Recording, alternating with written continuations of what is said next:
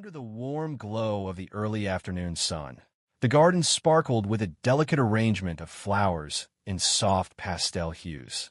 Rows of white chairs stretched across the perfectly manicured lawn, each adorned with cascading bouquets of roses and peonies.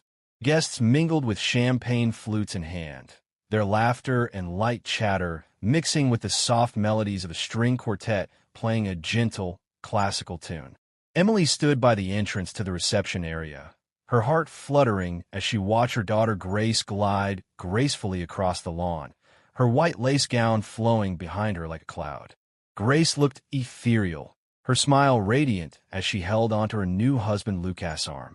The couple moved through the crowd, accepting warm congratulations and well wishes from family and friends.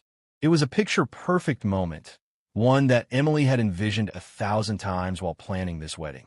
She had poured herself into every detail, from the choice of floral arrangements to the delicate calligraphy on the place cards. Everything had to be perfect for her only daughter's big day. But amidst the joy and celebration, a nagging unease lingered at the back of Emily's mind. She could feel it, like a low hum beneath the surface, a sense of impending disruption that she couldn't quite shake. Her eyes drifted to Margaret, her mother-in-law, who stood apart from the crowd, her back straight and her expression stony. Dressed in a deep maroon dress that seemed almost ominous compared to the soft pastels around her. Margaret's lips were pressed into a thin line, her gaze fixed on Grace and Lucas with a look that was anything but warm. Margaret had always been a formidable woman, powerful, wealthy, and unyielding in her opinions. She wielded her influence like a weapon, expecting everyone to fall in line, including her son Harold, Emily's husband. Emily had learned early in her marriage that Margaret's affection was conditional, her generosity a double-edged sword. If you did things her way, you were showered with gifts and attention. But cross her, and she would make sure you pay the price. Emily felt Harold's hand on her arm, his touch gentle but tense. "Are you okay?" he asked softly, his eyes shadowed with worry. "Yes," Emily said, forcing a smile. "But your mother?" Harold followed her gaze to Margaret, his jaw tightening. "Let's not think about her today. It's Grace's wedding. Let's focus on that." Emily nodded, but the unease only grew stronger. The guests were being ushered to their seats, and it was time for the speeches.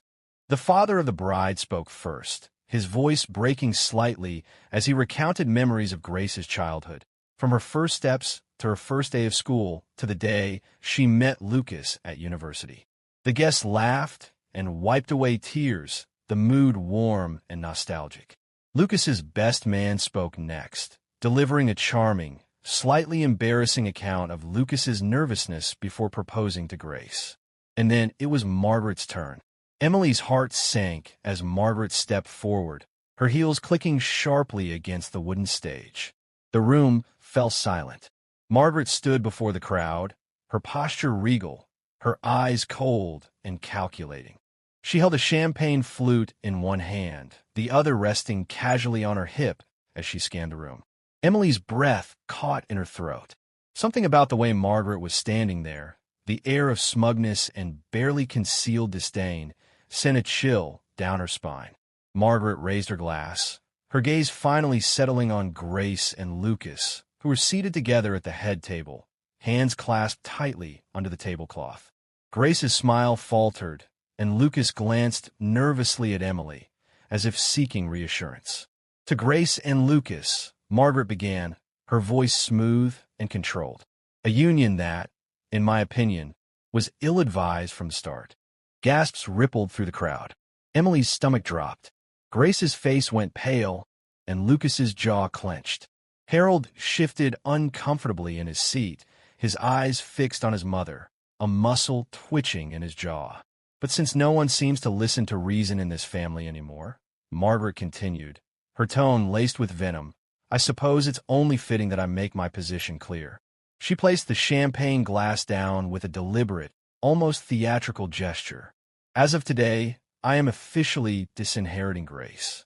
A granddaughter who would choose to marry a man with no prospects, no status, and no future has clearly chosen a path that does not align with the values of this family.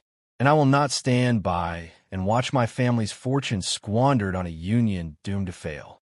The silence was deafening. Emily's heart raced, her hands trembling as she looked around the room. Guests exchanged shocked glances, whispers spreading like wildfire through the crowd. Grace's eyes filled with tears, her chest rising and falling rapidly as she struggled to hold back sobs. Lucas's face was flushed, his fists clenched so tightly that his knuckles turned white. Harold remained seated, his face expressionless, his eyes fixed on his mother, as if trying to process what she had just said. Margaret stepped down from the stage, her expression victorious, as if she had just delivered a righteous blow. She moved to sit back down, but before she could, Harold rose to his feet. The room fell silent once again, all eyes now on Harold, the quiet, unassuming man who had spent decades under his mother's thumb. The man who rarely raised his voice, never confronted anyone, and always did what was expected of him. But now, as he stood there, his shoulders squared and his jaw set, there was something different about him. A spark of defiance, a glint of determination that Emily had never seen before. He cleared his throat, his voice steady and calm, but filled with an intensity that echoed throughout the room. "Mother," he said, his eyes locking onto Margaret's. "You've gone too far." Margaret's expression darkened, her eyes narrowing as if she couldn't believe what she was hearing. But Harold didn't flinch. He continued, his voice growing stronger with each word. "I won't let you ruin my daughter's wedding. I won't let you hurt her or anyone else in this family anymore. This ends today." Emily's breath caught in her throat, her eyes wide as she watched her husband, the man she thought she knew so well, finally stand up to his mother. And in that moment, she realized that this day was about to change everything. Harold's voice echoed through the reception hall like a shot fired in the dead of night. The guests, who had been silently exchanging glances of disbelief, now sat perfectly still, eyes wide, breaths held. Emily felt a surge of adrenaline course through her body as she watched her husband stand before his mother, his back straight, shoulders squared, and his jaw set in a way she had never seen before. Harold had always been the quiet, accommodating type, the one who kept the peace at all costs, even if it meant sacrificing his own dignity. But today he was different. Today he was a man pushed to his breaking point. Margaret's eyes narrowed, her lips thinning into a sharp, unyielding line. She took a step forward, her heels clicking sharply against the wooden floor as she approached Harold. The guests murmured, leaning in to catch every word. Grace sat frozen at the head table, her eyes glistening with tears, her hands still gripping Lucas's so tightly that her knuckles had turned white. Lucas placed his free hand over hers, a gesture of silent support, though his expression was one of controlled fury. Margaret tilted her chin up, her gaze piercing as she stared her son down. "Excuse me?" she said, her voice cold and measured, each syllable dripping with condescension. "I don't believe I heard you correctly." "You heard me," Harold said, his voice unwavering. "You've gone too far. You think you can stand here at my daughter's wedding and publicly humiliate her like this? What kind of mother does that? What kind of grandmother?" Margaret's eyes flashed with something dark and dangerous. "You ungrateful little—" "No," Harold interrupted, his voice rising, a firmness in his tone that Emily had never heard before. "You don't get to speak to me like that anymore. Not today. Not ever again." A hush fell over the room. Emily's heart pounded in her chest as she watched Harold take a step closer to his mother, his face a mask of quiet fury. "I spent my entire life bending to your will," he said, his voice low but clear. "You decided where I went to school, what career I pursued, who I married, where we lived. You dictated every aspect of my life, all under the guise of helping me, but it was never about helping. It was about control. You used your money to keep me under your thumb, to make me dependent on you, to make me feel like I was nothing without you." Margaret's eyes darted around the room, taking in the shocked expressions of the guests, the whispers that spread like wildfire. Her carefully crafted image as the generous, benevolent matriarch was unraveling, piece by piece. "But you know what?" Harold continued, his gaze never leaving his mother's. I'm done being controlled by you. I'm done letting you dictate my life. And I'm done watching you treat my daughter the way you treated me. Grace doesn't need your money, and neither do we. Margaret's nostrils flared, her chest rising and falling rapidly as she struggled to maintain her composure. You think you're so brave, don't you? She sneered. You think you can stand up to me now, and suddenly you're a hero? You're nothing without me, Harold. You've always been nothing. Harold's expression remained calm, almost serene. That's where you're wrong, Mother. I may have been nothing to you, but to my wife and daughter, I am everything. And they're everything to me. A collective gasp echoed through the room as Harold reached into his suit jacket pocket and pulled out a folded piece of paper. He held it up, his eyes never leaving Margaret's. You see, I knew this day was coming. I knew you would do something like this, that you would use your money to try to control Grace the way you controlled me. So I prepared. Margaret's eyes narrowed, a glint of fear flashing through them. What is that? She demanded, her voice a sharp, cutting edge. This, Harold said, unfolding the paper and holding it up, is a document I had drawn up 6 months ago. It states that all of my assets, every penny I have saved, will go to Grace upon my death. It's a trust fund that you have no control over, no access to, and no ability to touch. Grace will be taken care of, with or without your money. Margaret's face contorted in rage, her fists clenching at her sides. You can't do this to me, she hissed. You think you can just walk away from everything I've given you? After everything I've done for you? Everything you've done for me? Harold repeated, a bitter laugh escaping his lips. You mean the way you belittled Emily, humiliated her at every family gathering, criticized her parenting, her career, her very existence? Or the way you constantly undermined Grace, telling her she wasn't good enough, that she would never be successful without your money? Is that what you mean by everything you've done for us? Margaret's mouth opened and closed, but no words came out. The guests watched in stunned silence, some of them shifting uncomfortably in their seats, others openly gawking at the spectacle unfolding before them. You don't get to do this anymore, Mother, Harold said, his voice softer now, but no less resolute. You don't want to hurt us anymore. Margaret's eyes blazed with fury, her chest heaving. You'll regret this, she spat. You'll come crawling back to me when you're broke and desperate, and I'll laugh in your face. Harold stepped back, his expression calm, almost pitying. You don't understand, do you? I don't care about your money. I never did. All I ever wanted was for you to love me, for you to love Grace. But I see now that your love comes with strings, and I'm done being tangled up in them. With that, Harold folded the document and slipped it back into his pocket. He turned away from Margaret, his shoulders squared, and walked back to the head table where Emily and Grace sat.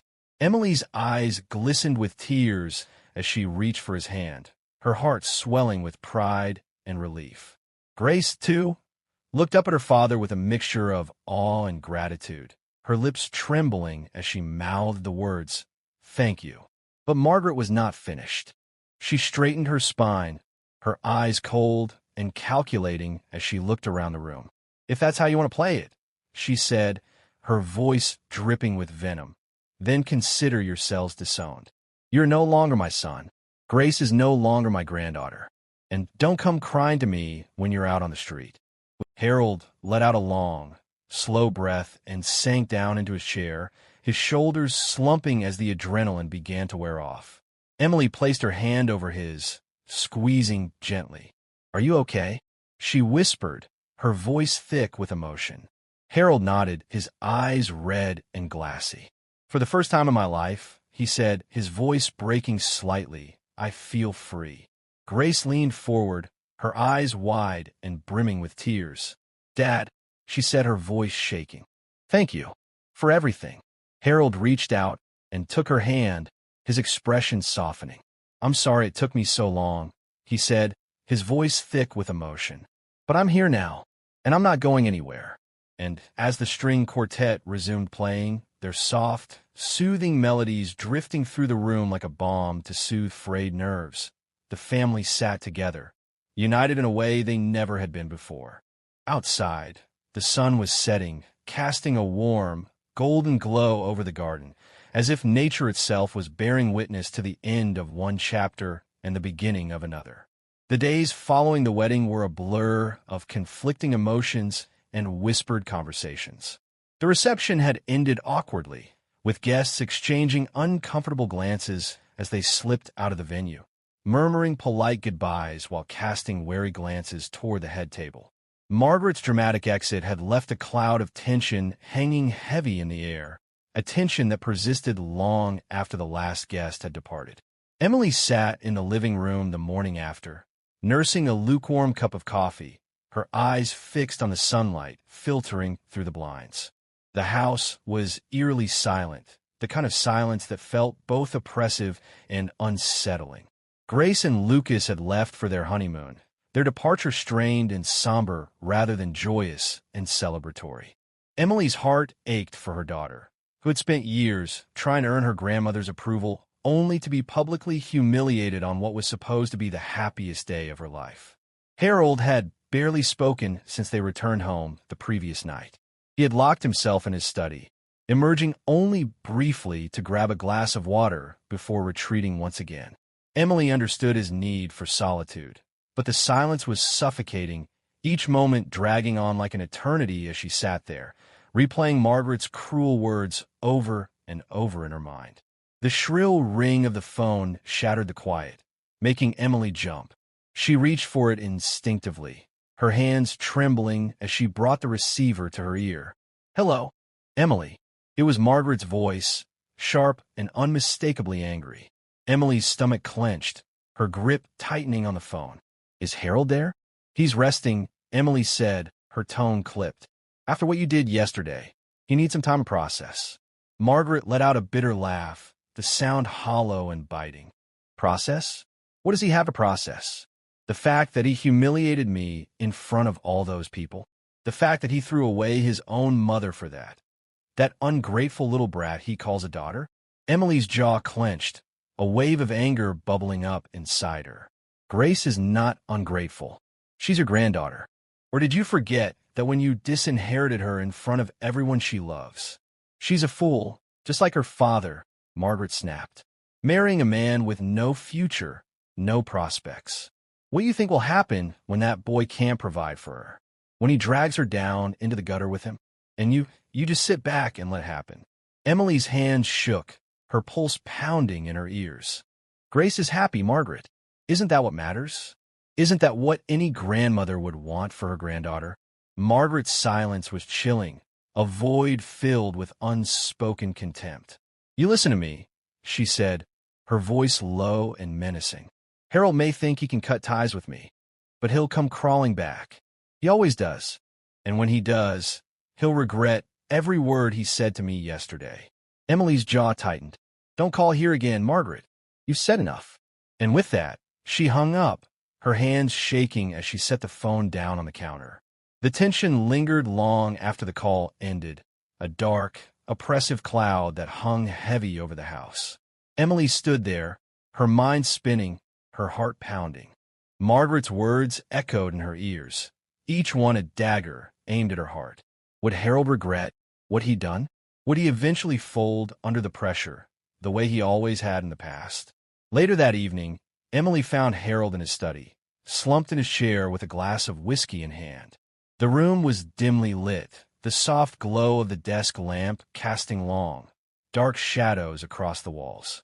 Harold's face was drawn, his eyes bloodshot and hollow, his shoulders slumped as if he were carrying the weight of the world. "Harold?" Emily said softly, stepping into the room. Harold looked up, his eyes weary. "I can't believe I did that," he said, his voice hoarse. "I can't believe I said those things to her." "You did the right thing," Emily said, moving closer and kneeling beside his chair. "You stood up for Grace. You stood up for yourself." Harold shook his head, running a hand through his disheveled hair. "But she's my mother, Emily. My mother. And now she's going to hate me forever." Emily took his hand, her fingers warm against his cold skin. "Your mother has always hated anyone who doesn't bend to her will. You didn't lose her yesterday, Harold. You just finally saw her for who she really is." Harold's eyes filled with tears, and he turned away, his jaw clenched tightly. "I never wanted it to come to this," he whispered. "I just wanted her to love Grace the way a grandmother should." Emily's heart ached, and she reached up to brush a strand of hair from his forehead. "Grace is stronger than you think, and she's lucky to have you. You did the right thing, Harold. You protected her, and that's what matters." Harold swallowed, his throat bobbing as he fought to keep his composure. "She called today," Emily said, her voice soft. "Margaret. She said you'd come crawling back to her eventually." Harold's jaw tightened, his eyes flashing with a mix of anger and pain. "I'm not going back," he said, his voice firm. "Not this time. Not ever." But even as he said the words, Emily could see the doubt in his eyes, the fear that had been ingrained in him since childhood, the fear of disappointing his mother, the fear of losing her love, even if that love had always come with strings attached. The days stretched into weeks, and Margaret's wrath was swift and unrelenting.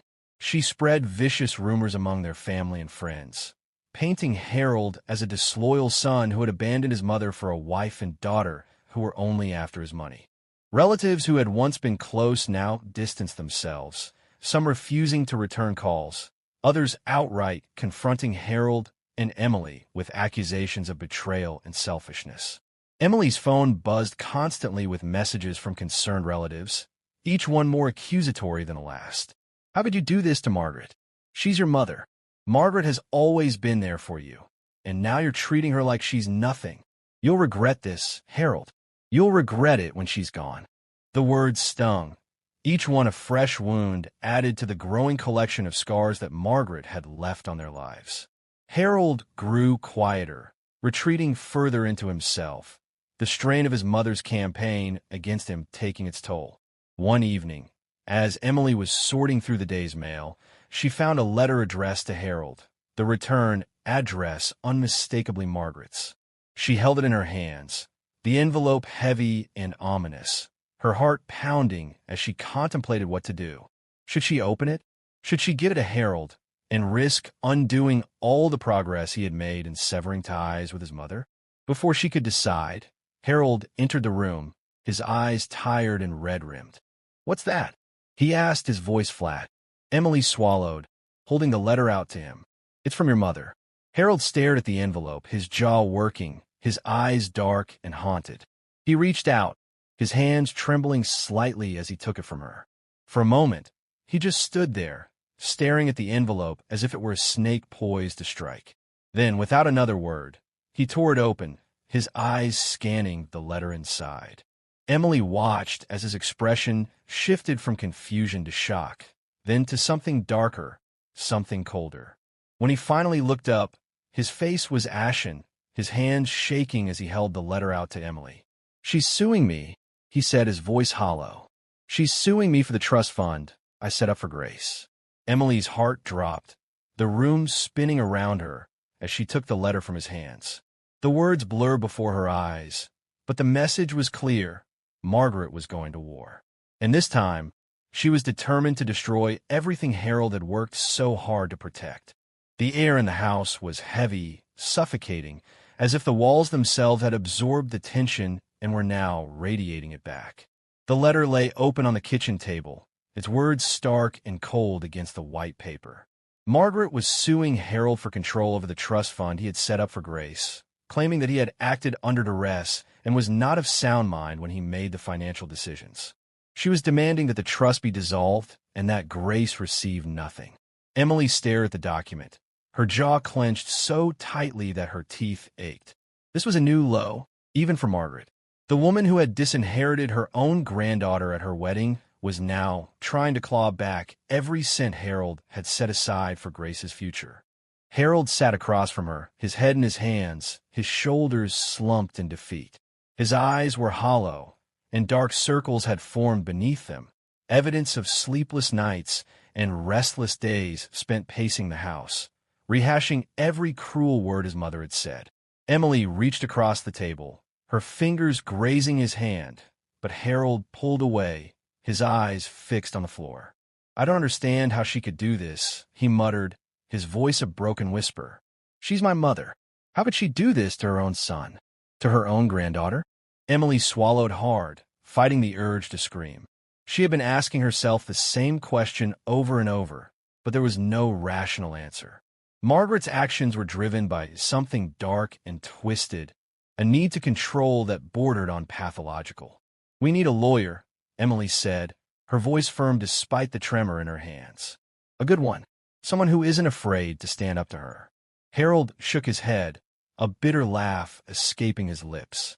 "She's got the best lawyers in the state on retainer. They'll tear me apart. She'll say I'm ungrateful, that I'm mentally unstable, that I've always been incompetent with money. She'll spin it all to make me look like the villain." Emily straightened, her eyes blazing. "Then we'll fight back. We won't let her win, Harold. We can't let her destroy Grace's future." Harold looked up at her, his eyes glistening with unshed tears. "I can't do this," he said, his voice cracking. "I'm not strong enough. I never have been." Emily leaned forward, gripping his hand tightly. "You're stronger than you think. You stood up to her once. You can do it again. And this time, I'll be right there beside you. Every step of the way." Harold nodded, but the fear in his eyes remained, a haunting reminder of the decades he had spent under his mother's thumb. The next few weeks were a whirlwind of meetings with lawyers, phone calls to financial advisors, and endless nights spent poring over legal documents. Margaret's legal team was ruthless, filing motion after motion to discredit Harold, painting him as a reckless, irresponsible son who had been manipulated by Emily into setting up the trust fund. The accusations were outrageous, but Margaret had deep pockets and no qualms about using her wealth to destroy her own son. Grace and Lucas returned from their honeymoon to find their home inundated with court documents, each one more vicious than the last. Grace's face crumpled as she read the accusations, her hands shaking as she clutched the papers to her chest. "She hates me," Grace whispered, her eyes brimming with tears. "She actually hates me." Emily pulled her daughter into a tight embrace, stroking her hair as Grace sobbed against her shoulder. "No, baby. She doesn't hate you. She hates losing control. And that's exactly what's happening. You're living your life on your terms, not hers. And she can't stand it." Lucas stood nearby, his jaw clenched, his fists balled at his sides. "We need to fight back," he said, his voice hard. The trial was a brutal, grueling affair. Margaret's lawyer tore into Harold, accusing him of being mentally unstable, reckless, and easily manipulated by his opportunistic wife. He presented doctored emails, false financial records, and witness statements from distant relatives who claimed that Harold had been acting erratically for years. But Harold's lawyer fought back with a calm, measured resolve. He presented evidence of Margaret's long history of controlling behavior, including witness statement from former household staff who testified to the cruel, domineering way Margaret treated her son. He revealed text messages in which Margaret threatened Harold, calling him weak and worthless, demanding he get back in line or face financial ruin. The turning point came when Grace took the stand. "We can't just let her walk all over us." Emily met his gaze, her eyes fierce. "We're not going to." The court date was set for 3 months later, and in that time, Margaret escalated her attacks. She contacted former colleagues of Harold's, attempting to dig up dirt on him, claiming that he had been fired for incompetence, a lie that was quickly refuted by Harold's former employer, who provided a glowing character reference for the court. She contacted Grace's university, claiming that Grace had only graduated because of Harold's money, a claim that was disproven by Grace's academic record, which showed she had been on the dean's list every semester. But the worst blow came when Margaret publicly accused Emily of being a gold digger who had married Harold solely for his inheritance. She released a series of emails to the press, emails that had been doctored to make it appear as though Emily had been pressuring Harold to cut ties with his mother to gain access to his assets. The tabloids ran with the story, painting Emily as a manipulative wife who had torn a loving mother and son apart. Emily sat at the kitchen table, the newspaper spread before her, her hands shaking as she read the headline. "Betrayed by his own wife. Son abandons mother under wife's influence." "I can't do this," Emily said, her voice breaking. "She's destroying us." Harold stood behind her, his hands resting on her shoulders. "She's trying to destroy us," he said, his voice firm. "But she won't win. Not this time. The courtroom was packed on the day of the trial. Margaret sat at the plaintiff's table, her posture rigid, her expression serene, as though she were the victim in all of this. Beside her, her lawyer, a sharp-featured man in an expensive suit, smirked as he leafed through a thick stack of documents. Harold sat at the defense table, his shoulders tense, his jaw clenched, Emily's hand resting on his for support. Grace and Lucas sat directly behind them, their faces pale but resolute. She spoke of the emotional abuse Margaret had inflicted on her for years. The constant criticism, the relentless belittling, the way Margaret tried to control every aspect of her life. She described the wedding day, the pain of being publicly disowned by her own grandmother, the humiliation of having her marriage declared worthless in front of everyone she loved. When the verdict was announced, the courtroom was silent. The judge ruled in favor of Harold, declaring that the trust fund for Grace was valid and that Margaret had no claim to it. Furthermore, Margaret was ordered to pay all legal fees, her false accusations and attempts to manipulate evidence resulting in a stern rebuke from the judge. Margaret sat stone-faced, her expression blank as the ruling was read. Harold let out a breath he hadn't realized he was holding, tears streaming down his face as Emily wrapped her arms around him. Grace and Lucas rushed forward, joining the embrace, the four of them holding on to each other as though they might never let go. Outside the courthouse, Margaret stormed past them without a word, her heels clicking against the pavement, her eyes fixed straight ahead. And that was worth more than all the money in the world.